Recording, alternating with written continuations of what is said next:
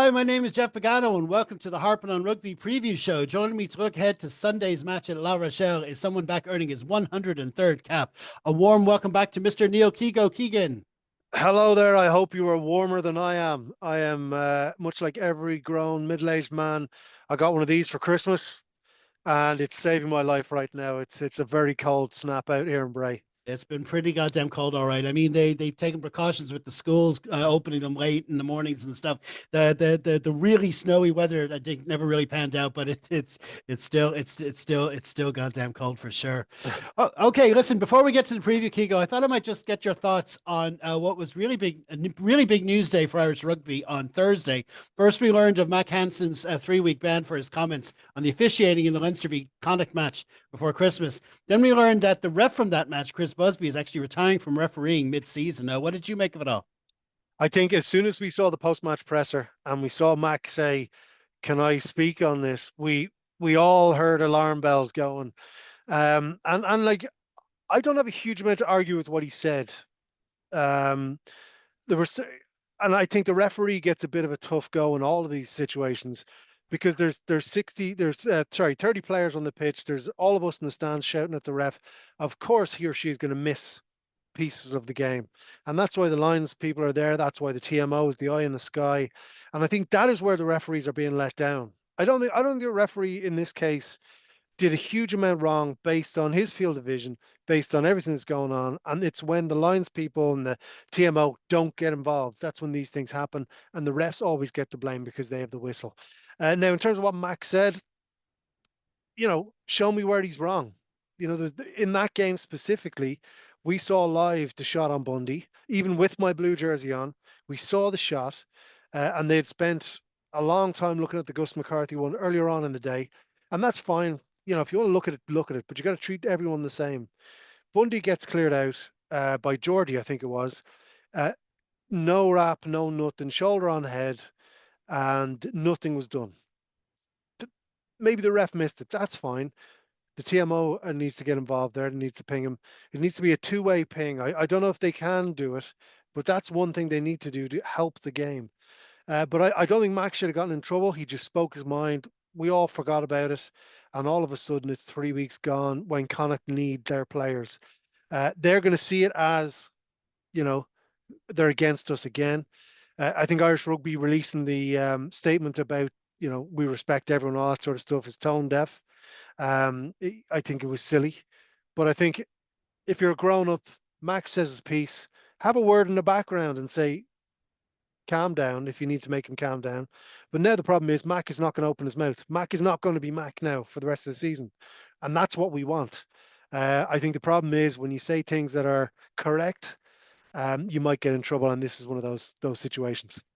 Yeah, I mean, it covers a lot of different areas. This particular thing. I mean, there's the challenge itself. There's whether or not there's some kind of bias against Connacht, whether there's bias towards Leinster, and plus the overall thing of whether or not players should be talking about Yeah. this publicly in front of people, and what happens then to referees, maybe social media and stuff like that. I think the referees were a bit annoyed that it took so long for something to be done just to give their side of it. But there is a lot. I spoke about this on our last video as well, so I won't dwell too much myself. But it's definitely a big talking point for sure, and we probably haven't heard the last of it.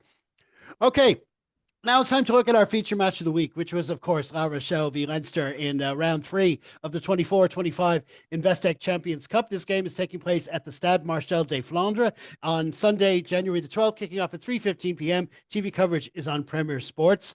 Leinster named their matchday squad. They literally just did. It was at lunchtime on Friday as we're recording. And if you're watching on YouTube, it should be right there in the screen. And for pod listeners, it's in the program notes. Now, Keego's had a look at the team, picked out some points. So let's start with a returnee to the Leinster front row. Absolutely, and it is beautiful to see. Big game, big player, back he comes. We were worried, certainly speaking for myself, quite worried with the last couple of years of absence of Furlong. Now he's back. He's back in business. He's obviously fully fit, ready to go. So, and he's got a big job to do this weekend. So it's great to see him being kind of like he is being thrown in the deep end. There's no warm up here, so it's great to see him back. Yeah, there was good news on the good news all around on the injury report there during the week. We were kind of waiting for it for an extra week because they didn't have a match the previous weekend, and there's a lot of returning. And of course, it's great to see Tadhg back in the team. Shout out to Rabah Slimani, who's done Yep. really well in his absence. Our scrum is there's been a lot of line out issues, but you can't say that about the scrums, and he's been a big deal in that. But so he'll be good coming on the bench as well. Good to have Tadhg get some minutes in the boots before the Six Nations. What else do you see in the team? You see Barrett at 23. Barrett at 23, and this is it might be more of a business, not business over personnel call. Gutted for Frawley because he's coming back. He's on that good news report during the week, and he was all over social media all week, obviously trying to placate and kind of say, look, you're thereabouts, but for 23, we're going to get Barrett in there, and like it's a tough call for them, for coaches and managers. How do you leave Jordie Barrett out of a squad when he's fit? And this is a problem when we bring these guys in, when we bring Snyman in, we bring all these people in. Like if he is fit, he plays. If he's fit and available, he plays. The problem then is people like Frawley who, saved the tour not that long ago in South Africa. Nearly won us a European Cup a couple of weeks before that. Maybe a little bit between the ears, catching up with him, but he has to play himself back in, and this would be a great opportunity for him. And all of a sudden the Jordie Barrett's in. But again, like, how do you leave him out? Yeah, that was the thing. I mean, looking through well, that was a good injury report, like we said, but it gave us all these dilemmas at pretty much every position. But I think the key for Leinster has been Henshaw and Ringrose 12 Yep. and 13. That was big against Munster in particular, and it's the heart of our defense, and it just organizes everything. That's been our one consistent feature all season, and for a big game like this, I suppose it's good to have them there. And not a bad sub to bring on Yep. at some point, and he can play multiple positions. And I suppose, and you say it's a big day for Jamie Osborne as well. Big day, love it. He's as we say every week, he's played every single position nearly, and again, it's a big day, it's a big game. It's a La Rochelle are La Rochelle are still that kind of new Claremont to us. If you beat La Rochelle, you're pretty close. Like we are that to other teams. You beat Leinster, you're going to be pretty close to a trophy. So it's a big test this week, and it's great. The decisions the coach has made to put these players in to show confidence in the entire squad is great. There's obviously, as we say, there's always going to be a couple of people who are left out, and that's tough on them. But I do think Jamie Osborne, big man, big player, big day. They're going to be aiming for him, but he's a big boy. He's ready to rock. Yeah, I mean, there's loads to talk about in this lineup. Like I say, it's literally just been named as we're recording. We thought Hugo Keenan might be available, and it might Yeah. be that whole week too soon thing for him. We might see him at the Aviva next week, but of course, Jamie can definitely slot in and do a good job there. Yeah, James Lowe, obviously, well, we knew he wasn't playing. Great, you see Sam Prendergast starting at Yeah. 10. He just looks like a regular there now. And you talk about the new players coming up. You got Gus McCarthy on the bench as well. And then we have this, I'm calling it the Porter Protocol, this new little experiment they're doing with, they did it last week. They brought on Jack Boyle, and they kind of surprised us with it. We didn't know that after 30 minutes. So we'll see what happens here. Cian Healy, of course, he's well able to put in a shift of over Yeah. over 60 minutes, but I think they might do it again here. He might, which means Church can go all out for like 30, Yeah. 20, 30 minutes. And then we know Porter can come on and see the game. So will be interesting to see how that pans out. And Absolutely, and fantastic news for the Porter clan this week as well. yep. New addition on the way. I think they're just going to starve Porter for a couple of weeks on the bench, make him really angry, and then pretty soon those sleepless nights are going to kick in for him. And but no, Healy starting. It's great to see. 115 years of age, 500 caps, still ready to rock. It's brilliant. And just one more point, you say it's a very athletic back row we have. Absolutely love it. Okay, so I was looking at this, wondering what they're going to do against La Rochelle. Big units all over the pitch. We're going to be using footwork. Obviously, they're big, aggressive lads on our side as well, but the footwork, the skill level is higher on our side, and we're going to run them around, run them ragged, and it's really really athletic, really fancy.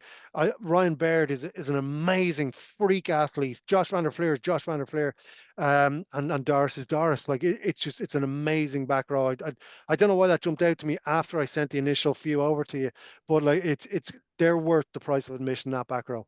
Yeah, absolutely. And of course, there was tough calls there as well. I think Max Deegan. I mean, we've had line-out Yeah. issues this season, but I think he has been one of our stars, especially in the line-out and around the park as well. So it's tough on him to leave him out. But then when you got Jack Conan coming back, you're going to want him on the bench. I thought we might go for a 6-2 split on our bench, and as we'll talk about later, La Rochelle have got a bit adventurous themselves, but we've gone with the standard and Snyman, Jordie Barrett, Jack Conan, Andrew Porter, loads of names coming off that bench, and we'll definitely get the most out of them. Okay, so now it's time to have a look at La Rochelle. They currently lie sixth in the top 14 with 8 wins and 6 losses. They have a very similar record to Leinster in Pool 2 of the Champions Cup with 9 points from a possible 10, and they just about pip us to top spot at the moment with by literally 1 in the points difference column. What do you make of their lineup, Keego? They're big boys. They're having an interesting season over in France. Not that I would pretend to watch it, but just going by the league table, like it's very up and down. So it kind of worries me a little bit. Kind of makes me think they're aiming at certain things throughout the season, and this is the game they're going to be aiming at. Like when you look at Furlong coming back and the job he's got with Antonio Jordie right there, big boys. They're going to push him around. They're going to try and test the lungs out pretty quick, and then their 9 and 10 are classy operators as well. Their 11 and 15 are brilliant. So it is a top level elite game in this competition, and like there's 3 teams in it. 2 of them are playing in this one game. Yeah, and I did watch the top 14 last week because Leinster didn't have a game, and they played actually the other team you're mentioning. They played Toulouse last Saturday night and just about scraped out a win against a very arrested Toulouse lineup. And of course, the one name that's missing from that team that it kind of stands out is Will Skelton. It was kind of teased on Friday morning that he may not play, but we thought that might be Raj playing silly beggars, but it turned out to be true. And Kane Douglas, a familiar face there.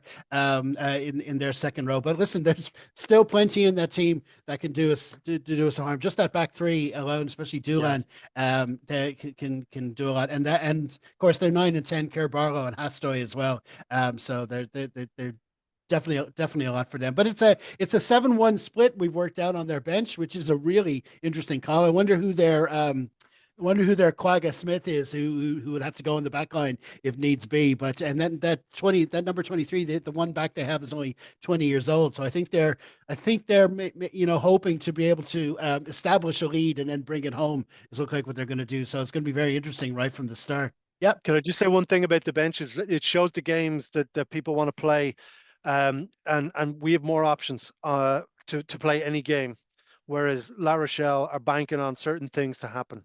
Yeah. And that's what that tells us. I think in years gone by, they wouldn't have done that in the big games. They would have trusted themselves, trusted what they're doing. Maybe with Will missing and cards and things like that, it kind of affects them. But when you go 7-1, you're telling the opposition exactly what you want to do. And so Leinster know what's in store. That's why we've got that athletic back row. I think maybe they kind of thought this was going to happen, and we're going to run rings around that team, have them, as I always say, sucking more oxygen that the front rows are going to faint due to oxygen deprivation. I'll get it right in next week's podcast. But no, that's the plan, and that's what that story tells us. Yeah, it's two fascinating lineups, and it's a fascinating match. I mean, Leinster nine wins out of 9 in the URC, 2 out of 2 in the Champions. But doesn't mean anything when it comes to matches like this. This is like a knockout game and then of course it went well for us the last time we went out there. So we know, and like you say again, it's unlucky for Frawley that he misses out because he was the hero right at the end of that game as well. But anyway, listen, plenty more to talk about, but we'll leave that there for now and have a quick look at the officials. It's Nika Amashukeli from Georgia is holding the whistle, and there's English and Scottish assistance for him there. The weather for La Rochelle looks pretty good. It's only 6 degrees, but abundant sunshine. It's saying a little bit of wind, no rain, so that seems good for a Sunday afternoon fixture. And now it's time for Keego to have a look at one of the other Champions Cup matches on this weekend. Which one caught your eye? Well, I'm going Challenge Cup if that's all right. With the Mac news and everything like that, I'll be commandeering the telly to find Connacht and Leon. I don't want to sound like a patronising person, but I really feel for Connacht this season. because they are not playing badly. When the momentum is there, they're playing well. Things are just not going well off the pitch, and that's why the Mac thing may not be the best thing for them in this season. But my heart's with them. I really hope they're at home. The Connacht support are going to be there. I think they've sold a huge amount of tickets already for this. It's going to be full. It's going to be loud. It's 8 o'clock on a Saturday. People will be drinking since breakfast. It's going to be loud, so I'll be cheering for Connacht.